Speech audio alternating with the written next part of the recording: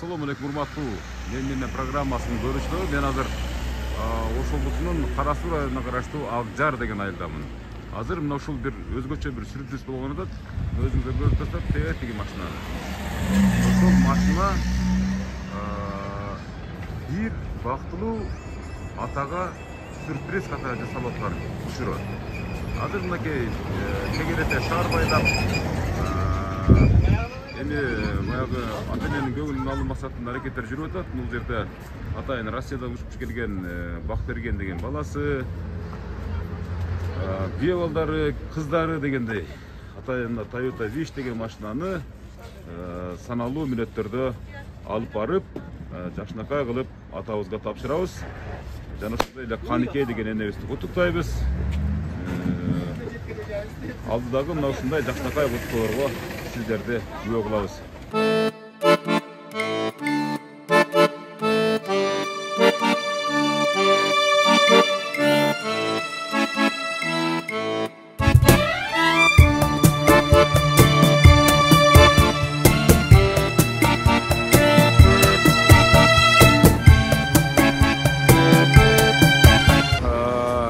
Эми ата-энени ыраазы кылуунун ыймандуу балдар ар кандай ыкмаларын колдонуп келишет. Буга чейин мисалы ар кандай белектерди берип келишет.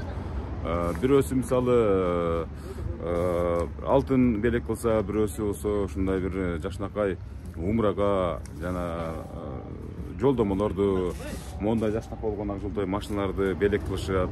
Эми канткенде дагы бул албетте ата-энелер үчүн аздык кылат, бирок ошондой болсо дагы аз болсо дагы көңүлүн көтөрүү аракети мына ушундай ыймандуу балдардан боло берсин, көп болсун деген ниетти билдиребиз.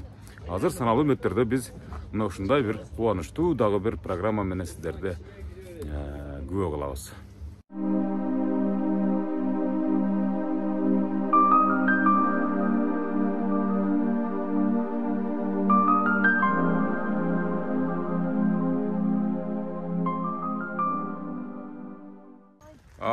Мына урматтуу көрүүчүлөр, биз мына ушинтип Акжар деген айылга келип калдык. Бул болсо атабыздын аты ким эле? Алмазбек атабыз менен Каникей эжебиздин куттуу ордосу. Мына өзүңүздөр көрүп атасыздар. Жүрүңүздөр азыр барып энебиз менен кичине атабыз менен кобурашалы. Андан кийин баарыңыздарга белгилүү болгондой, мына ушул бир туугандар да билет экен, бир жакшы ушу балдар кыздардын атынан бир сюрприз бар. Урматтуу көрүүчүлөр, аны да кошо сиздерге чагылдырабыз. Мынакей кандайсыз, жакшысызбы? Денсаулыктарыңыз жакшыбы? Аман эсен отурасыздарбы? Менин ата-энем деген программа келди сиздердин үйүңүздөргө. Кандайсыздар? Отурасыздарбы? Тынч, аман эсен отурасызбы, Алмазбек? Тынч. Каникей эже, келиңиз бул жерге. Чалыңыздын жанына келиңчи бир. Менин ата-энем деген программаны көрүп турасыздарбы? Мына ошол сиздин ордоңузга мына насип эткен экен, келип калды. Мына балдар кыздарыңыздын атынан, ушул өзгөчө алыста жүргөн ушул Бакберген деген балаңыз бар беле Москвада? Ошол балаңыздын атынан, андан кийинки балаңыздын аты Багдөлөттүн атынан, кыздар балдарыңыздын атынан ушул программа келип отурат. Себеп дегенде ушул сиздердин ушул экөөңүздөрдүн кан жаныңыздардан бүткөн балдарыңыздар менин дагы ата-энем ушул программага татыктуу деп ниетин билдиришкен. Энебизге гүлдү берип жолугун салып коелу атабызга. Эми муну ачык айтып коюш керек. Сюрпризиңиз бар экен, билетке кулаңыз чалып калыптыр. Мен ойлоп турат, аны билбейт окшойт депчи. Аны ушул бир жолу эле айтпай дебей эле туруп аптыр деп ойлоп калдым. Бирок урматтуу көрүүчүлөр, азыр алдыдагы мүнөттөрдө биз маек алабыз. Андан кийин ушул Алмаз агайыбызга, атабызга жакшынакай арналган белекти да көрсөтөбүз. Ал арада мына кыздар балдардын атынан Каникей энебизге жолугу гүлү берилди. Ана бисмилла деп сизден баштайлы. Канча балаңыз бар? Канча небереңиз бар? 8 балам бар. 6 кыз, 2 уул. 6 кыз, 2 уул. Шүгүр. 15 неберем бар. Саны улана берсин, чектелбесин, кете берсин, көбөйө берсин, чебере, небере, кыбыра көрүңүздөр, ата. Мына ушул балдарды эрезеге жеткиргенде кандай турмушту баштан кечирдиңиз? Эмне кылып бактыңыз? Кандай жумушта иштедиңиз? Мектепте иштедим. Мугалим болуп 13 жыл. Мугалимсизби? Кайсы сабактан бердиңиз? Физрук. Физруктан. Демек сиз баягы физкультурага жакын. Демек физкультураны бүткөсүзбү же мурда кандай? Физкультураны бүткөсүзбү? Союз мезгилинде. Союз мезгилинде. Так, андан кийин мугалим болуп иштеп жүрдүңүзбү? Андан кийин же дагы бир коммерциялык жактарга кеттиңизби? Жок, турмушка байланыштуу Россияга кеттим. Сиз да Россияга барып келдиңизби? Россияда 10 жыл иштеп, андан кийин куручулук менен алектенип, азыркы күндө ушу куручулук менен алектенип жүрүңүз, Эми канча дагы балдарыңыздын баардыгы өзүнүн ордун тапкан, турмуштан тапкан, өзүнүн ордуларын бактылуу жашап жаткан учуру. Эң негизги нерсе ушул керек сиздерге, туурабы? Башка нерсенин кереги жок, туурабы? Эми Каныке энебизге сөз берели. Каныке эне, мына атабыз айтты, мына жалпы 8 балаңыздар бар экен, Өзүңүз жөнүндө айтып бериңиз. Сиз эмне жумуш кылдыңыз? Мен дагы мектепте мугалим болуп иштейм. Сиз да мугалим болуп иштейт. Мектепте башталгыч класс ушул Төрөбек мектебинде мугалим болуп иштейм. 32 жылдан бери. Ооба, ушунча Аллага шүгүр, ушул балдарды көрсөткөнүнө шүгүр. Ушул 6 кыз, 2 уулубуз бар. Балага эң жакын ушул эне болот да, негизичи. Туура аны аталар моюнга алышыбыз керек, Биздин жумуштарыбыз талаа жумуштарына байланыштуу. Ушул бак бербеген деген балаңызды канча болду көрбөгөнүзгө, мисалы, ушул Россияда жүрөт дегенден биз ушундан баштагыбыз келип жатат да, мисалы. 1 жыл болду. 1 жыл мурун келип кетти эле. Канчанчы балаңыз? 8-чи. 8-чи. Эң кичинекей эркек ушул байлык басты. Ушу орун басар. Ушул үйдүн ордосу, ушул үйдүн ханы. Жакшы. Качан болду сүйлөшкөнүбүз акыркы жолу? Кечкурун сүйлөштүм эле. Кечкурун сүйлөштүңүзбү? Кечкурун сүйлөштүм эле. Ишке кетип атам деп айтты эле, түнкү сменде иштейт. Анан саардагы звонок кылып сүйлөштүм, иштемин деп айтты эле. Ооба, эми ал бүгүнкү мына иш-чарага кыжалат болуп, биз менен деле байланыштуу өзү негизичи. Апам менен атамы ушул башка энелер сыяктуу, аталар сыяктуу, келиңиз жакынга турсаңыз, жакшы куттуктап бериңиз деген өзүнүн бир куттуктоолорун айтты. Азыр бир байланышабыз ал бак берген менен дагы. Урматтуу көрүүчүлөр, мынакей энебизге дагы азырынча кене маек беребиз, бирок эркектер үчүн эң негизги белек бул автоунаа болгондуктан Алмаз агайыбыз чыдамсыздык менен күтүп жаткан убагы. Мынакей Алмаз агай. Урматтуу көрүүчүлөр, монда Toyota Wish деген ушул Япон өлкөсүнөн чыккан жакшынакай аппак цветтеги. Келиңиз, бери келиңиз. Толкундан аласыз да? Кандай элестеттиңиз мына ушул учурду? Сиз бир жолу ойлоп койдуңуз беле ушундай болот деп? Эми ушундай балдарым ушинтип белек кылат, күндөрдүн бир күндөрүндө деген бир ойлор болду беле? Урматтуу көрүүчүлөр, мынакей кол чаап коебуз, кичине коштоп турайлы, мынакей күлүшүңүздү мындай көрсөтүп коюңчу, мынакей. Баласынын атынан жакшынакай машина. Эми мынакей дагы бир сюрприз бул, урматтуу көрүүчүлөр. Биз өзүбүз айтайын дедик эле, бирок бак берген ушунчалык сагынып кеткенине байланыштуу бул дагы өзүнчө сюрприз, урматтуу көрүүчүлөр. Бак берген бираз шашып кетти, бирок сиздерди көргөндөн кийин жашып да кетти, Ай, бак берген кичине чыдап турбадың да, иним. Чыдап турбадың да, бир 2 мүнөткө чыдай албай калдың, Мынакей жанатан бери ушул сагындык деген балаңыз мына ушул бак берген мырза, мына айтсаңыз, мына ушул учурду, мына ушул иш-чараны качан ойлоп калдыңыз? Ким тарабынан демилгеленип калды деп ойлойсуз, мисалы, ушул иш-чара? Бул иш-чара былтыр атам айтып. Айтор, бул кубанычтын белгиси. Ошо былтыр болчу. Ниет кылып аткам. Ушул боюнча бираз жана мага маалымат бердиңиз эле, мындай эркинирээк сүйлөп бере бериңиз. Мына атам экөөбүз кетип баратканда сүйлөштүк эле. Атам айтып калды, ошо акча топтоп, умрага бар. Келсем деген ниетим бар эле. Умрага барсам деген үмүтүм бар эле деген сыяктуу сөздөрдү айтты эле. Ооба, буюрса ошол. Андан кийин жана аябай сүйлөп аттыңыз эле, тынбай эле. Урматтуу көрүүчүлөр, мына бак берген тууралуу кичине маалымат берип коеюн, бирок түшүнбөй калбаңыздар. Себеп дегенде бак берген мына Россиядан учуп келгендигин айткан эмес. Ана машинада отургандыгын деле айткан эмес болчу бизгечи. Машинанын сюрприз экендигин Алмаз агайыбыз билгендиктен биз машинаны бул жака чейин жетелеп келгенбиз. Бирок ичиндеги сюрпризди айтканга чейин эле бак берген ичинен ыргып чыгып кетти. Себеп дегенде бул ата энеге болгон кусалык, сагыныч, Анан колуңузда бир грамота турабы же бизге билинбей атабы, дагы бир сюрприз бар деп ойлодук эле, ошо сюрпризди гана. Мына урматтуу көрүүчүлөр, мына ошол ниет тилектер ишке ашып аткан чагы. Айтып туруп тапшырыңыз. бак берген бир аз толкунданып атат. Бул умрага белек. Кана көрсөтүп коюңузчу мындай. Ата энесине болгон белек кол чаап турабыз кичине. Мынакей ыйык умра сапарын белек кылат дейт. Мынакей сертификат берип атат мынага. Энебизге дагы сертификат мынакей. Улайым Аллахым разы болсун Бакберген мырза. Бул сюрприздерди эми албетте ушул бир туугандар менен бирге баарыңыздар биргеликте уюштургандыктан бардыңыздарга тегиз Аллахым разы болсун деген ниеттен башка ниетти айтпайбыз.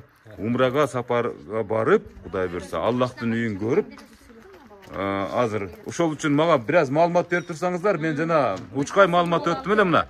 Токтоп туруңуздар мынакей. Эми мынакей дагы түшүнүктүү болуш үчүн дагы бир толуктап коеюн. Машина боюнча ушул мына ушул жакшынака болгон мына ушул Toyota Wish деген машинаны багда ойлотатыңыз,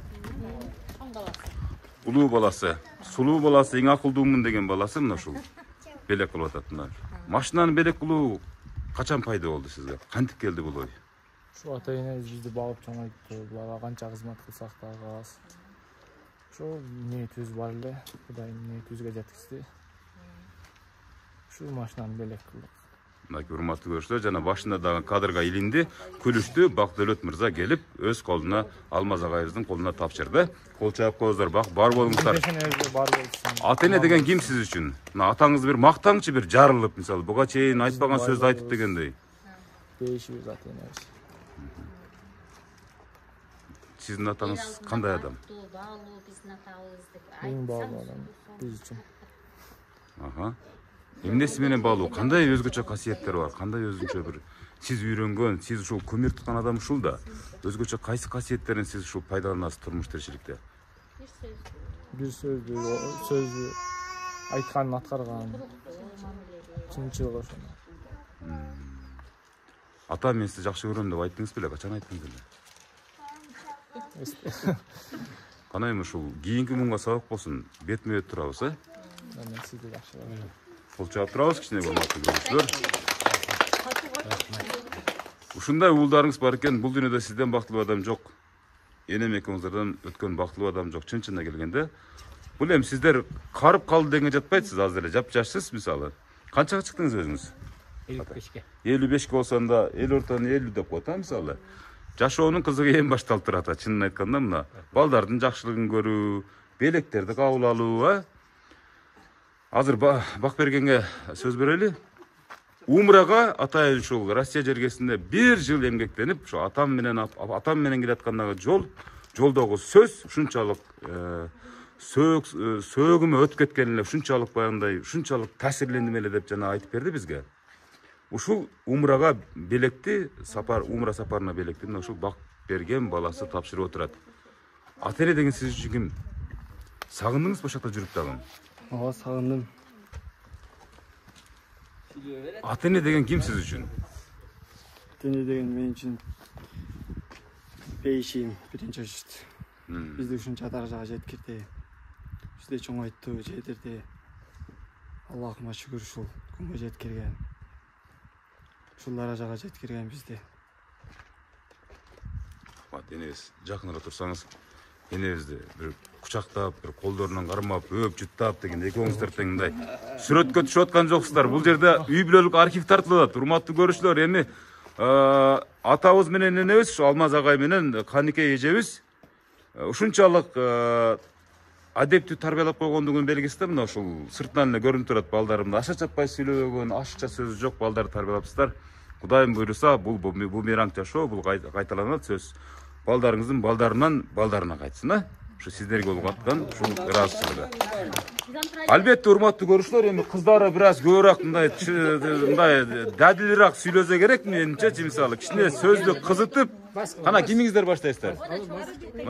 Кана чоң кыздары өзүнчө негизи аябай сөзгө дагы чечен келет, анан аябай мындай иш башкаруучусу болот, алдын ала көрөгөчтүгү да болот чоң кыздарынчы. Мына бүгүнкү күн кандай болуп атат сизге?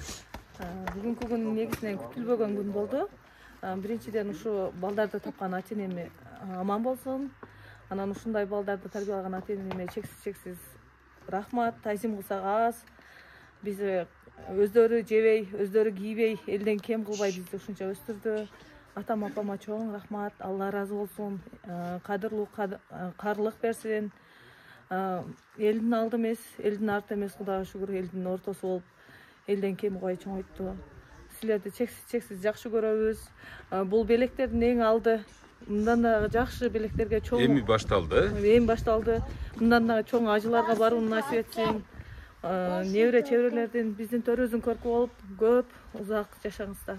Мен айтканыңыздар келсин. Ана колун кармап, жыттарын жыттап, мындан өткөн бейиштин жыты жок да, бир эле бул дүйнөдө бейиштин жытын жыттаганга мүмкүнчүлүк бар экен адамзатта. Бул ата эненин жыттаганда, ошо кадимкидей ушул ата эненин жыты ушу бейиштин жыты менен барабар деп пайгамбарыбыз дагы айтып өтүп кеткен, а? Кана кимден баштайбыз? Кийин сизден баштайбызбы? Сиз да кыз болосузбу? Ооба. Андан кийинки кызыңызбы? Экинчи кыз болосузбу ошондо? Чоң кызы Москвада. Үчүнчү. Чоң кызы Москвада. Ата апа, мен сиздерди жакшы көрөм. Ушул алган белек кылган ушул тулпары дагы насип кылсын. Жакшылыктарга миниңиздер. Биз сиздерди чексиз жакшы көрөбүз. Кана кантип жакшы көрөсүз, кана? Кол чаап коебуз, ар бир сөзгө кол чаап турайлы, урматтуу көрүүчүлөр.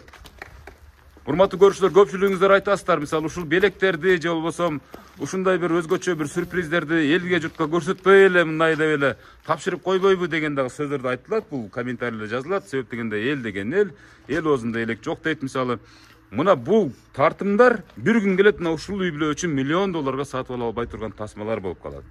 Анан экинчиден, бул кадрлар, бул тартымдар кийинки муунга толук түрдө сабак болот деп айтсам жаңылышпайм. Себеп дегенде менин маңдайымда бүгүнкү кутукталуучу адамдар мугалимдер экен. Туурабы? Эже, канекей эже. Бул муунда муунга өтүүчү, сабак болуучу негизги баалуу программа болуп эсептелет. Кана кийинки эжелерибизге көз берели. Саламатсыздарбы? Негизи биздин үйүбүзгө кош келипсиздер. Урматтуу ата апа, сиздер дүйнөдөгү эң жакшы адамсыздар. Берген тарбияңыздарга баарына чексиз рахмат. Биздин төрүбүздүн көркү болуп узун өмүр жашаңыздар. Аллах эмеге дүйнөлүк бактылуулукту берсин. Кудайым буйрса, мындан дагы жакшы белектерге татыктуусуздар сиздер. Рахмат. Сиз канчанчы кыз болосуз? 4-нчү. Кана кутуктап, жүздөрүнө сүйүп дегендей кол чаап турабыз, урматтуу бүгүнкү иш-чаранын катышуучулары. Кана кийинки эжебизге сөз берели. Сиз кимиз болосуз? Эгиз кыздардын бири. Сиздер эгизсиздерби? Жок. Макул. Кана сүйлөп бериңиз. Ата апа, биз сиздерди жакшы көрөбүз. Сиз биздин байлыктарыбыздар. Алган тулпарыңыздар кут болсун. Мындан да жакшысына сиздер татыксуусуздар. Умрага жакшы барып келиңиздер. Рахмат. Кудай буйрса, октябрь айларынын орто чендеринде мына ушул Алмаз атабыз менен Канекей эжебиз умрага сапар алат. Кудай буйрса, Аллахтын үйүн көрүү ар бирибизге насип этсин. Мына ушундай ата энелердин жакшынакай тарбияларынан чоңоюп эрезеге жеткен мына балдар монтип жакшынакай кылып өздөрүнүн аталарын апаларын кубандырып жаткан кези. Кана келиңиздер, ким сүйлөйт? Эң чоң аксы. Алейкум ассалам. Аябай сүйүнүчтөмүн. Мен бир тууган инем, менден кийин. Биз ушунчалык Кудайга шүгүр, давлатыбыз бар. Атабыз бар, апабыз бар, бир туугандарым. Мен азыр аябай сүйүнүчтө турам. Ушу уулдарыма өтө чоң рахмат. Бул ата деген ыйык нерсе, эне деген ыйык нерсе. Ушулар менен сыймыктанабыз, пешенебиз катенебиз тынч болсун. Ушул иним менен келиним сапарга аттанып атат. Ошол жерден Кудай кааласа ажылары кабыл болуп келсин. Бардыгыбызга ажыга барыш насип кылган болсун. Алмаздын үй бүлөсүндө тынчылык болсун, аманчылык болсун, жакшылыктар болсун. Ушу балдардын үйлөнү, тойлорун, балдардын үйлөсүн, жайласын, чогуу болойлу, алган машинасы ак жолтой болсун, жакшылыктарга минсин, тойлорго минсин, аягынан шамал өтүп. Биз өтө бактылуу үй бүлөлөрдөнбүз. Себеби бул ата эне өтө чоң бизге дөөлат. Саңа дагы эми ушу тартып келип, биздин ушунчалык семьябыздын көңүлүбүздү көтөрүп ушундай кылтасың. Сен дагы үй бүлөң менен тынч бол, аман бол. Саңа дагы ушул умрага барыш, ажыга барыш насип кылган болсун. Мен айтканыңыз келсин. Рахмат, урматтуу көрүштөр. Дагы бир ушул Алмаз акебиздин, агабыздын бир тууган агасынын сөзүнө күбө болдук. Мисалы, ушул белектерди бир тууган иним алса, мен өзүм да алгандай болуп атам дейт. Кудай буйрса, сиздин үйүңүзгө дагы ушинтип бакылдап барып, ушинтип балдарыңыздын сыйын көрүп калалы. Сөзсүз түрдө, мисалы, мен буга чейинки программалардын орто чендеринде айтып кетемин. ар бир ата эне мына ушундай образды элестетип жашайт, бирок ичинен, сыртынан айта албайт. Ошон үчүн балдар, кыздар, эске алыңыздар. Саламатсыздарбы, урматтуу көрүүчүлөр. Мен аябай өтө кубанычтамын. Бүгүн биздин үй бүлөдө ушундай чоң кубаныч болуп жатат. Мен кайным менен абысыным, жеңе солум, ушулар менен мен аябай сыймыктанам. Себеби булар адамда кандай жакшы касиет болсо, ошонун баардыгы ушул экөөндө бар. Ашыгы менен дең, Ашыгы менен бар ушуларда. Кудайга шүгүр, мынакей ошол балдарды ушу бапестеп, чоңойтуп өстүрдү. Ушул балдардан мына кайтып атат. Алла Тааламан кайтып атат. Мына бул кайным аябай мында абысынын көтөң акылдуу десе акылдуу, жөнөкөй десе жөнөкөй, бийик десе бийик. Балдары өздөрүн тартты, Кудайга шүгүр. Мына ушул балдарга дагы Алла Таалам ден соолук берсин, өмүр берсин, ошо ата-энесинин эле жолун жолдосун. Ата-энесинин жолун жолдосо бул бийик үй бүлөлөрдөн болот. Мына кайным менен абысынымы бүгүнкү белектериңер менен куттуктайм. Бул белектин артынан дагы мындан чоң белектер келе берсин. Ушу тулпарыңар куттуу болсун, ак жолтой болсун, элге кызмат кылсын. Ошо биздин ата-энебиз бар, ошо ата-энебиз дагы дайыма ушу биздин төрүбүздө пата дубасын берип, ушу балдардын жакшы күндөрүнүн күбөсү болсун. Ушул үйгө ар дайым биз жакшылыкты каалайбыз. Биздин сүйүнүчүбүз аябай чоң бүгүн. Рахмат айтканыңыз келсин, кол чаап турабыз. Ана келиңиз аке, сиз кимис болосуз? Бери жакка келсеңиз. Эң кичинекей эркек сиз болосузбу? Кана мына ушул үй бүлө тууралуу айтыңчы кана. Ассаламу алейкум. Алейкум ассалам. Ушул бул үй бүлө эми биз 3 уул, 3 кызбыз өзү. Эң кенжеси мен. Бул менен чоңу акам. Эми булар мына Алла насип кылып буйруп, мына эң ыйык жерлерге сапар тартып турат, иншаллах. Ушул кабыл кылсын көптүн катарында. Иншаллах тынч аман барып келишсин. Ушу баланы кандай ниет менен багат ата-эне. Ушу балдарына рахмат. Бириси машина мингизип, бири умра сапарга жөнөтүп, ар бир ата-эне ушундай тилек менен жашайт өзү. Ар бир ушу ата-эне ар бир немеге насип кылсын, ушу балдары ыймандуу, акылдуу болсун, бар жогуну. Ушу бизге да насип кылсын, заманыбыз тынч болсун, ушу тынч аман көптүн катарында барып, умра сапары насип кылсын, пайгамбарыбыз жүргөн жерлерде, эң ыйык жерлерде зиярат кылып келишсин көптүн катарында. Дуа кылышсын бизге да иншаллах. Жуксун. Сиздин балдарыңыздан дагы Кудай буйрса кайтат деген ойдобуз. Биздин ата-энелерибиз менин көп жыл мектепте директор болуп иштеген адамдар. Атам дагы, апам дагы, бизди дагы бардыгыбызды окутуп, келинчектерибиз менен мектепте иштейбиз чогуу. Бардыңыздар мугалим, окутуучу, агартуучу. Педагогдордун үй бүлөсүбүз. Рахмат сиздерге, рахмат. Демек сиздердин колуңуздардан да көптөгөн шакирттериңиздер тарбияланып чыккан. Урматтуу көрүүчүлөр, өзү негизи сөздүн же маектин төрөсүн бисмилла дегенде эле энебизге бериш керек эле өзү, бирок менде мындай маалымат жок болгондугу үчүн эне кечирим сурайм. Биз сюрпризди тапшырып алдык. Сиздин балаңызга, ушул Алмаз акеге, өзүнүн кан жанынан жаралган баласы, 2 баласы, бири машина подарок этсе, белек кылса, бири ушул 2 адамды умрага сапарга барып келсин деп алдагы белектерин тапшырып атат да эне. Рахмат, туура балам. Келсең, куш келипсиң балам. Силердей чыгармачыл адамдар эл журтта көп болуп, эл журтунун ал-акыбалын, жакшылыктарын даңазалай берсин каалайм балам. Мына бүгүн мен экинчи балам Алмаз бул. Алмаздын аркаңызда турат эне. Садак болоюн. Бүгүнкү бул деле чакан тоюңар кут болсун, канекей Алмаз. Эми биздин мен сүйлөсөм, баягы эски мугалим көп сүйлөп коем. Сиз да мугалимсиз эне? Директор болгон. Баштай бериңер. Эми айнанайын Алмазымын 6 кыз бар. Кудайга шүгүр, миң мартам шүгүр. 6 шаар. 6 кыздан кийин зарыгып күткөн балдар ушулар садак болоюн. Баг дөөлөт менен бак берген. Айланайын ата сыйлаган.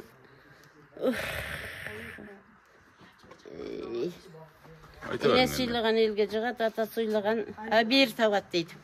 Кудайга шүгүр, ушу балдарым акыл эстүү болуп, ушинтип чоңоюшуп, элге аралашып, эл барган жерге барып, Mынандай ырыскыларын терип жеп, ушундай неме арттырып келген балдарыма чоң рахмат, садак болоюндар.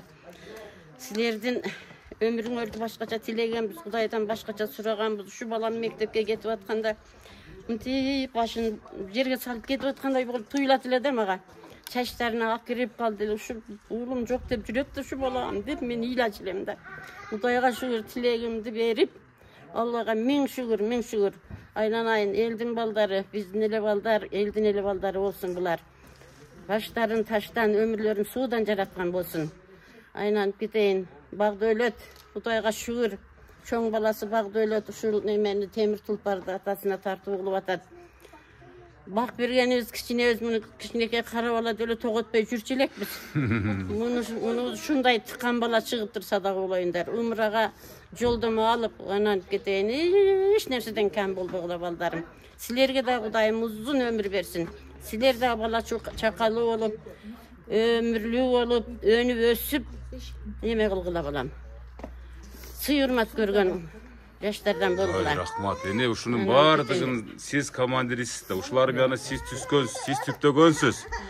Сиз бар үчүн мына ушундай ордодо ушундай сюрприздер болуп атат эне, ушундай тойлор болуп атат эне. Ал үчүн сиз көп жашашыңыз керек. Дагы. Эми балдарымын улуусу мына талант менен суусаар, чоң келиним, чоң балам ынтымак болгула айланайындар. Ынтымак бар жерде ырыс бар дейт. Ынтымактуу Кудайга шүгүр, менин балдарым ынтымактуу, келиндерим да ынтымактуу. Алтыным, кичине балам алтыным. Бул деле ушулардын үкасы дейм, бул деле ушу акыл-эси болот. Анан айын. Куш келипсиңер, келгениңерге чоң рахмат балам. Рахмат. Канекей, келиндеримен баа жеткиз садак болоюн. Өзүм мындай болгону менен келиндерди жакшына кылып чоңойтуп койгонмун. Бир туугандай үч келиним бир тууган эжесиңди дей. Эми бир убакта алтыбыз мектепте иштегенбиз. Эми үзүрүн көрүп биз анын жеп атабыз. Буларга да өмүр берсин, Кудайым ушу жаштарга жетсин. Рахмат, эне урматтуу көрүүчүлөр. Эне сиз канчага чыгып калдыңыз? Мен 80ге чыктым. 80ге чыгып калдыңыз бене. Кудай буюрса 100 жаш торкол тоюңузга келебиз.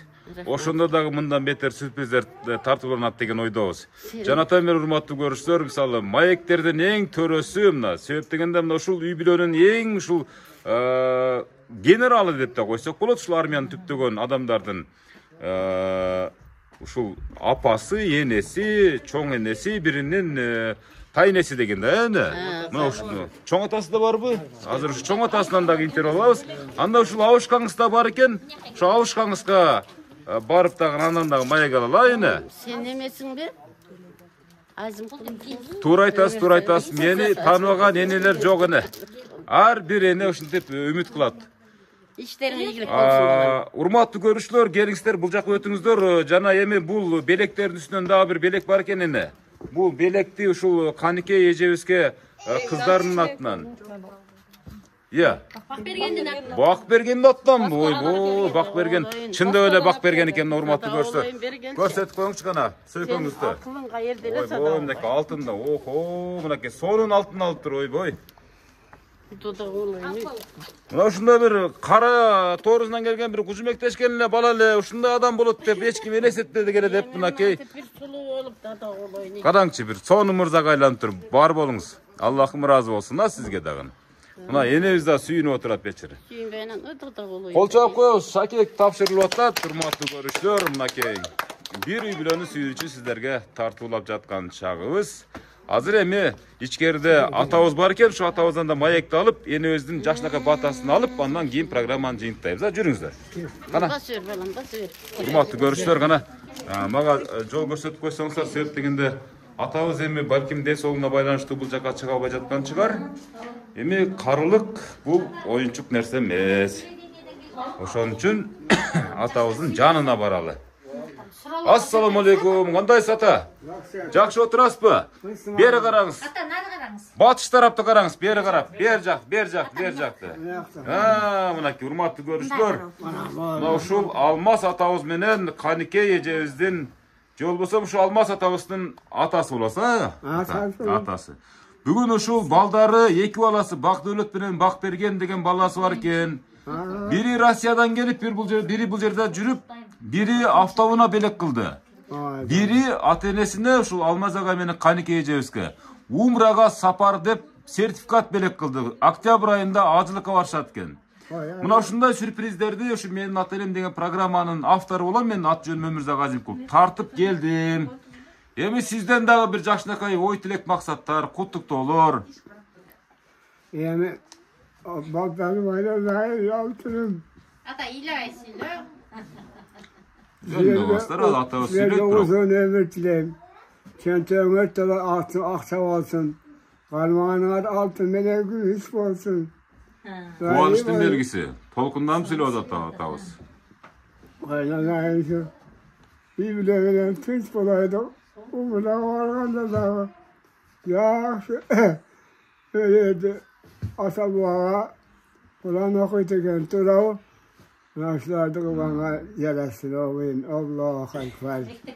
Ата, өзүңүз тагын ушул негизи ушул айла бүт мугалимдердин тизмесинен турат экен, бардыгы эле мугалим экен да. Өзүңүз да мугалим болгон экенсиз, байбичеңиз да мугалим болгон экен. Балдарыңыз дагы агартуу тармагынын адистери болгон экен, ата. Men dagı direktör, baybiçem dagı direktör şkol bolgon. Men Karatay'da köpçül işledim direktör şkol bol. Bu Recep Kavtar'da işledi. Бул мыйзам ченемди көрүш. Ата канчага чыктыңыз? 84'te. 86'га. Сизден 6 жаш улуу болот экен ошондо. Урматтуу көрүүчүлөр, ден соолугуңуздарды берсин, көп жашаңыздар. Мына ушундай сюрприздер болуп атат. Балдарыңыздардын бактысына төрдүн көркү болуп жашаңыздар көп ата Кудай буйрса. Рахмат, рахмат. Мына ушул балдарды, ушундай армияны, ушундай эң адептүү, мээримдүү балдарды түзүп койгон экенсиз, топтоп койгон экенсиз. Мынакей бири-бирин куттуктап, биринен бири бактылуу адамдар болуп чыгыптыр, ата. Ооба, жок, эми бул сюрприз эне. Чын-чынын айтканда, сюрприз бул эстелик үчүн тартылып атат. Себептен ушул кадрлар, мен дагы бир жолу кайталап коеюн, бул өтө кымбат учурлар. Бир күн келет, мына ушул элестерди таппай калабыз. Бир күн келет, мына ушул ата-энелердин сөздөрүн укпай калабыз. Ошон үчүн тартылып аткан программаны ар бир бала муюп туюп кабылдаңыздар, урматтуу көрүүчүлөр. Көрдүңүздөрбү, жогоруда ушул Алмаз агайыбыз менен ушул мына мен тартып аткан атабыз менен апабыз жараткан, кан жанынан жаралган балдар бири-бирин куттуктап, балдары бири-бирин куттуктап, мына ушинтип бактылуулуктун ушундай чокусуна жетип жаткан учурун байкап жатасыздар. Мына ошолорго күнөөлүү мына ошо эки адам. Мушу эки адам бар үчүн ушул армия бири-бири менен бактылуу болуп жашап атат. Ата, эми бир жакшынакай бир батаңызды берсеңиз, баардыгыбыз топтолуп турабыз, бияка өтсөңүздөр жакыныраак. Себеп дегенде программаны жыйынтыктайлы, себеп дегенде калган иш-чаранын уландысы дагы бар экен. Чай үстүндө кобурашып сүйлөшүп өткөрүңүздөр да калган. Amin. Kudayımız bereket payı versin. Den soğuk versin, aylanayın Kudayımızın. Kegile baskıla. Yani parmağın altın olsun, gümüş olsun. Çentenin ortalığı aksa olsun. Oynayıp gülüp.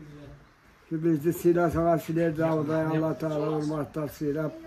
Yaşlıkların içinde oynayıp gülücük ve nasip olsun. Amin. Amin, айтканыңыз келсин, урматтуу көрүүчүлөр. Мынакей энебиздин батасына дагы Балдарым өзүбүз кубанат, мынакей. Кудайга шүгүр, баары дагы толук эмес булар. Алмазым 6 кызы бар, 6 күйөө болабыз, бизге уул. Биздин характерибиз ушундай, күйөө балдарды дагы уулдай сыйлайбыз. Уулдай жакшы көрөбүз.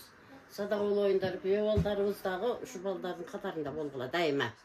Балдарга аксакал болуп, талантын дуа берип, биздин эмебизди улантып жүрсүн, Дагы айткан балдар бата менен жер, бата менен эл, жамгыр менен жер көгөрөт дейт. Дайыма бата дуаны көп алып, берген бата дуалар сиңимдүү болуп, көргөнүңөр, алганыңар, жеген-ичкениңер насип кылып, алганыңар Кудайым иши кылып куш көрсүн. Куш көрсүн айналайындар. Эми мына Алмаз менен Каныкей умра сапарына барган ата көптүн катарында эсен аман барып келишсин. Амин, жолдору сапар болсун. Ибадаттарын аткарып эсен аман барып келсин. Балам, сени жакшы тааныйм да, мен телевизордо көп көрөм. Өмүрзак Азимкуловсунбу деп атпайбы? Ооба. Анан айын ишиңер боло берсин. Рахмат. Эл үчүн кызмат кыла бер, чарчаба, чабыкпа. 90-100гө чыккан карыя бол, бала чакаң менен аман бол. Рахмат айтканыңыздар келсин. Эми программаны жыйынтып бир шарт бар эле өзү негизи. Ушунчалык Tulparlı болуп аткандан кийин ушунчалык сапарлуу болуп аткандан кийин ушул менин маңдайымда турган бүгүнкү күндүн себепкерлери бир куплеттен ырдап койбойбу? Кандай дейсиздер? Ырдайбы, ырдабайбы? Жок. Ким ырчы? Бардык эле биякты көрсөтөт кой, оңой кутулуунун жолун издеп.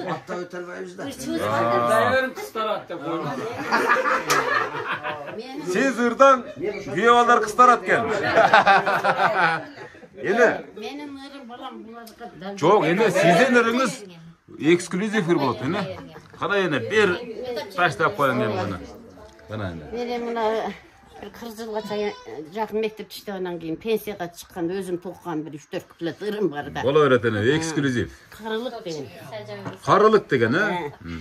Келсе келсин келе берсин карылык. Карылыкты күткөн жокмун зарыгып. Атаган ат колдон келер болгондой. Жүрбөк белем 30 жаштай жаңырып. Ай, үйүңүзгө береке. Келсе келсин карылыктын белгиси. Жаңы гана 40ка чыктым дейинчи. Неберемди алмак салмак жетелеп. Ай, тилегимди Кудай берсин дейинчи. Чеберемдин беттеринен мен сүйүп. Тилегимди Алла берсин дейинчи. Ой, рахмат. Кайрангана 25 жаш чагым. Bir kayrılı yüzüngdi sen basmadın. Oyda jokta 80 yaşты udarı vay. 90'ga men karap bara jatamın. Aslımızda dalay aşı var. Karıdık dep kaygırbayız jakşılar. Ança mınça mayekteşip jüreli çöl. Mezgil gelse yaşlar gele karıyday. Kanda şaraktaşıp koyulu çöl. Kes gelgende pende var karıyday. Vay rahmat. Mezgil gelse pende var karıyday. Vay azamat seni. Buna ki gördünüz mü? Irdan istesem bolboyuz. Bir pensiyonu çoğultup aldınız mınaki. Pensiyonu eme kalganın ekonomdoyuz. Bu yağı bir pensiya olup kaldı ne? Uşinti ırdap jürüyoruz seni. Bundan sana verem ben. Vay, koyunuzlar uyatmağız adamdı. Mayli, mına urmatlı görüşler. Mınaki, aksak altında kol teyip bastındaki tavartey urmatlı görüşler mınaki. Irdatı atıp, enemek öz kişine akça iştep aldık. Улгайган адамдардыкы таберек болот. Сөзсүз түрдө бул мисалы мен ушул учурларды бул үй-бүлө үчүн дагы тартып атканымдын себеби бул үй-бүлөр үчүн энебиздин ыры бул гимн.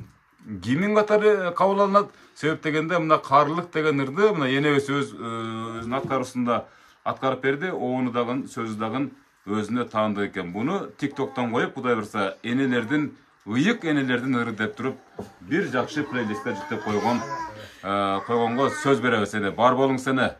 Эми мына сиз ырдагандан кийин бул жактардагы бир куплет кошпосо болбой калат деген ойдобуз.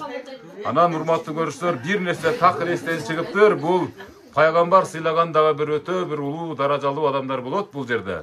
Жанатан бери энебиз дагы сөз кылып кетти. Күйөө балдарды өз балдарыбыздай көрөбүз деп. Күйөө балдары да бир эки сөз кошпосо, бул вечердин же иш-чаранын көркүнө чыкпай калат деген ойдобуз. Ана сиздер экөөңүздөр ырдайда туруңуздар, биз күйөө балдарга сөз берели.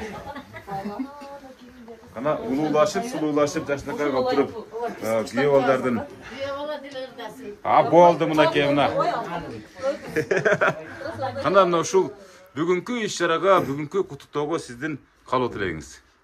Биздин каалообуз эми биздин атыбыз Жанарбек. Биз ушу атабыздын экинчи күйөө баласы болобуз.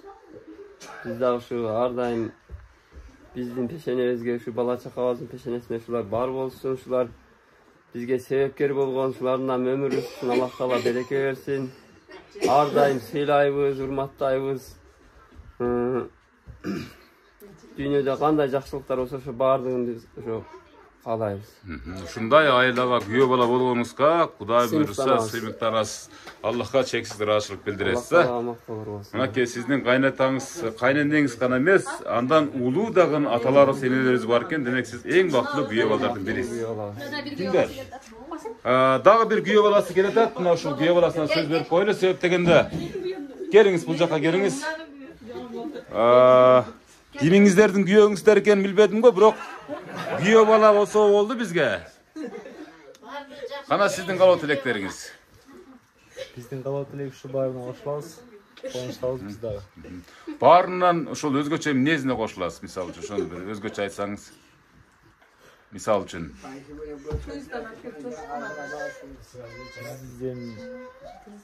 Биз да кубанычтабыз ошо умрага сапарына кетип. Мынакей машина алганына, сюрприз кылганына, умрага ушул жолдомо бергенине сиздер да курсантсыздар, кубанычтасыздар. Ушул кубанычты тең бөлүшкөн эң жакын адамдар сиз болосуздар. Себеп дегенде урматтуу көрүүчүлөр, өзүңүздөр да баам салдыңыздар.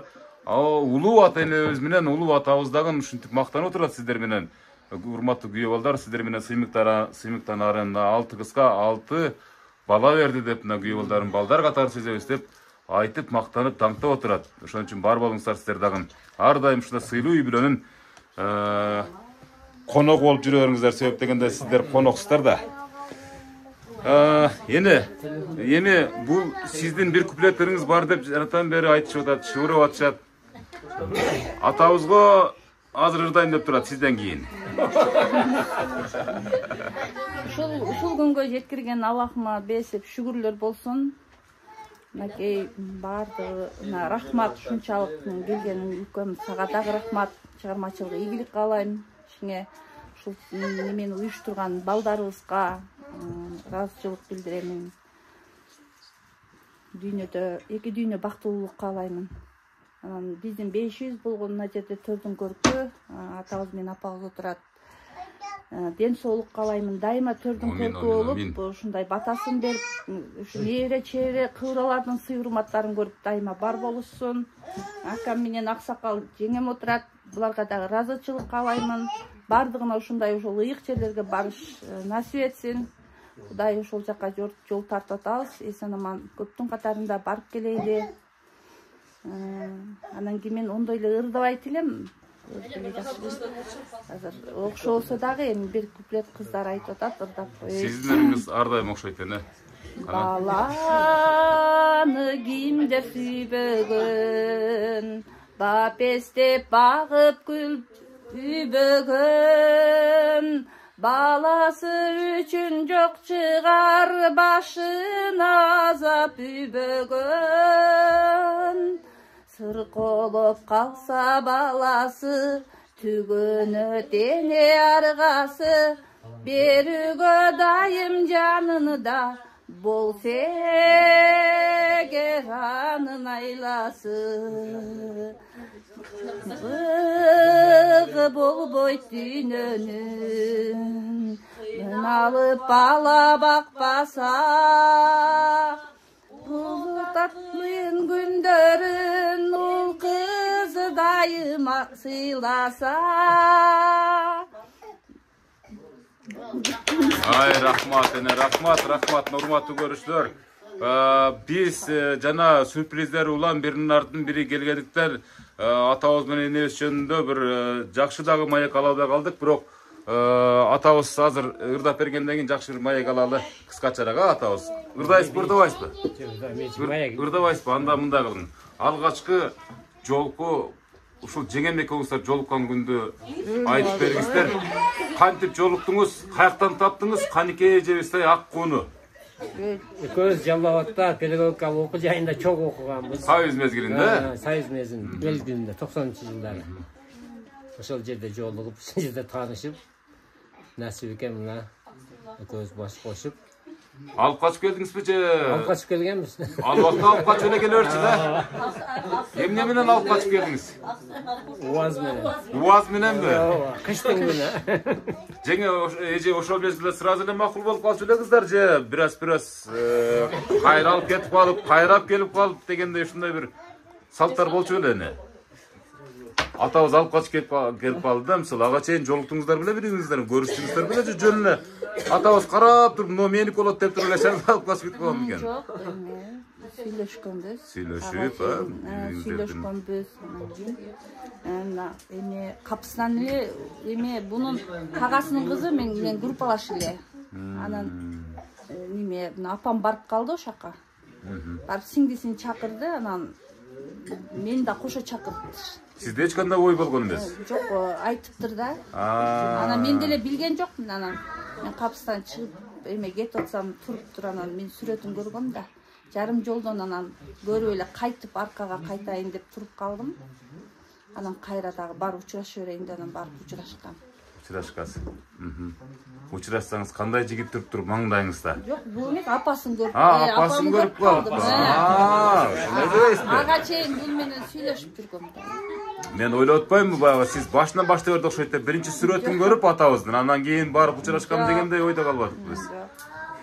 Анан ошентип канча жыл болду түтүн булатканыңыздарга? 32 жыл болду. 32 жыл, мынакей. 32 жылдан бери 6-8 бала, 10дон ашык 20га жакын небере, чебере да көргөн атасыздар, Кудай буйрса, Кудай аз калыптыр. Себеп дегенде жап-жаш кезиңиздер али мына бириңиздер 50ден эми ашыпсыздар, бириңиздер 50ге эми жетипсиздар мисалы үчүн. Бул деген энелердин көз карашында эне, бул деген балалык да дагы эле, туурабы эне? Себеп дегенде мына 180, 190га таяп турган адамдар үчүн балалык да. Балалык. Эң күчкө толгон убакыт эне. Азыр мынакей, ошон үчүн күпүлдөп мына ушу балдардын жакшылыгын көрө бериңиздер. Аларда иштей бериңиздер, дагы эле мугалимдик кесипти аркалап атпасыз. Дагы эле иштейсизби мугалим болуп? Көптөгөн шакирттерди чыгарыңыздар дегендей. Мына ыр болду, эч качан ушул жамандык көрбөңүздөр. Үйлөрүңүздөр ушул тойканага айлансын. Ылайым. Кудай буйрса ушул эң төрдө отурган эң ыйык адамдар бар экен. Сиздер үчүн бул жашоо керемет. Керемет дебесек болбойт. Себеп дегенде бул мен жанатан бери энебиз менен атабыздын батасын алып бердим. Ошол сиздерге мисалы үчүн балдар кыздарыңыздарга берип атат дегендей. Мына ушул адамдар бар үчүн сиздер байсыздар. Туурабы Алмаз ата? Эң туура. Башка нерсенин кереги жок. Ата энеге буга чейин алтын тагып көрдүңүздөр, акча берип көрдүңүздөр. Машинада мингизип көргөн чыгарсыздар балки, мисалы мына ушул кайтар дүйнө, мисалы ушул аталарга сиздер кантип жакшылык кылсаңыздар, балдарыңыздардан кайтып атат көрүп атасыздар. Бул бумеранг жашоо, Ошон үчүн балдарыңыздарга дагы балдарынан кайтсын деген жакшы ниетти билдиребиз. Жакшы туруңуздар, бар болуңуздар, урматтуу көрүүчүлөр. Энебиз бир нерсе дейин деп атасызбы? Алдыңкы мугалим мектепте. Манакей. Айылда үлгүлүү келин. Келини мактаган энебизге дагы бир кол чабуулар манакей. Мунун аксакал мектепте завуч. Алдыңкы эжеке. Эжебиз жакшы сүйлөп берди, бирок мыкты сүйлөдү. Мугалимдердин армиясы экен да булчу. Агартуучулар экен да, чын айтканда чыныгы агартуучулардын үй бүлөсү экен. Бар болуңуздар. Кудайым буйрса Алмаз агай, Канике эже кийинки жылдары дагы же кайсы бир күндөрдүн мындан дагы бетер сюрприздер уюштурулуп турса, ушинтип акылдап, шакылдап келип сүйлөп туралы. Жакшылыгыңыздарды тартканга Кудайым насип этсин. Атабыз менен энебиздин батасын алдык. Кудай буйрса эң негизги биз максатыбызга жеттик деп ойлойбуз. Менин программасы, менин атанын программасы бул Кыргызстан боюнча жалгыз эле программа. Ошон үчүн буну бардык адамдардан дагы аймактардан эң көп көргөндөрү бул Россия жергеси, Турция жергеси, Европада иштеп жүргөн, Венгрияда, Польшада, Америкада, Японияда иштеп жүргөн кыргыз мигранттарынын эң негизги сериал катары көрө турган программасы бул. Ошон үчүн мына ушул бак берген мырзанын дагы назарына илинип калып, мына ушуну тууган урук менен, бир туугандар менен сүйлөшүп, мына ушул секундтарда ишке ашып, сиздерди аз болсо дагы кубанычка бөлөт деген ойдобуз. Жакшы туруңуздар. Жакшы туруңуздар. Аман эсен туруңуздар, урматтуу көрүүчүлөр. Мугалимге окшоп келет элем да. Жакшы туруңуздар.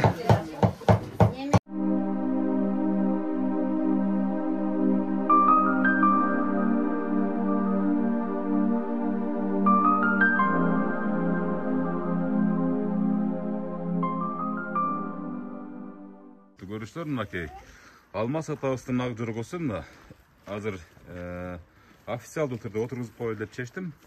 Kana bismillah деп туруп ак жолтой машинанын эшигин ачып каада салттарды кылып эне келиңиз сиз да энебиз менен кошо отуруп кана береки кант бант чачып ичине ырым-жырым кыргызда билесиздер да. Кана машинаны бир күлүчүн салып мынакей бир бурап көрүңчү үнүнү калы. Göründüğün kaydan bereriz. Görüntü sırası bire öresizler o zaman. Ara göz saray. Mınakey. Bismillahirrahmanirrahim mınakey. Жақсылықтарға мініңіздер. Шоу. Қана. Ширин тойларға барыңыздар мына ушундай. Кыргызда бир жакшынакай каада салттар бар. Ичине да чачып коюңуз, ичинде дагы. Ого да. Алдыларына чачып коюңуздар мына. Ширин тойлорго барсыңар. Урматтуу көрүүчүлөр мынакей. Машинаңыз кулуп болсун. Мынакей күйөө балдардан пул түгөнбөсүн. Сиздерден ушул той түгөнбөсүн, а? Урматтуу көрүүчүлөр мынакей жакшылыкка күбө бололу. Ата энен сени сүйүндүргөн дагы бир үй бүлөнүн кубанычына сиздерди ортоктош кылдык. Мына жакшынакай болгонуна Россиядан келген Бактынур, а? Бак берген инибиздин ушундай жакшынакай белектерин кабылдаганын көрсөттүк. Ата энеге болгон сый урмат чексиз болсун. Аллахым ыраазы болсун дегенде андан кийин Бактөөлөт мырзанын ушундай ак жолтой машинаны ата энесине тапшырганын дагы күбө кылдык. Мен азыр тартымга атайын ушундай алып коеюн дедим. Себеп дегенде машинаны жүргүзүп кичине нары бери жылдырып көрүңчү. Сиз машина айдай алат бекен, же айдай албайт бекен бир көрүп коелу.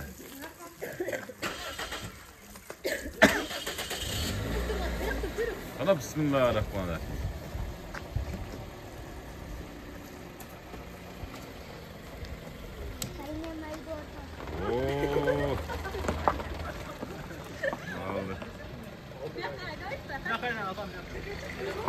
Kaçtır. Yaş ballar alıp durabızsınlar hurmatlı görüşler. Maşinаңыздар ак жолтой машина болсун. Тойлорго миниңиздер. Рахмат. Бар болуңуздар. Рахмат чоң. Бар болуңуздар сиздер дагы,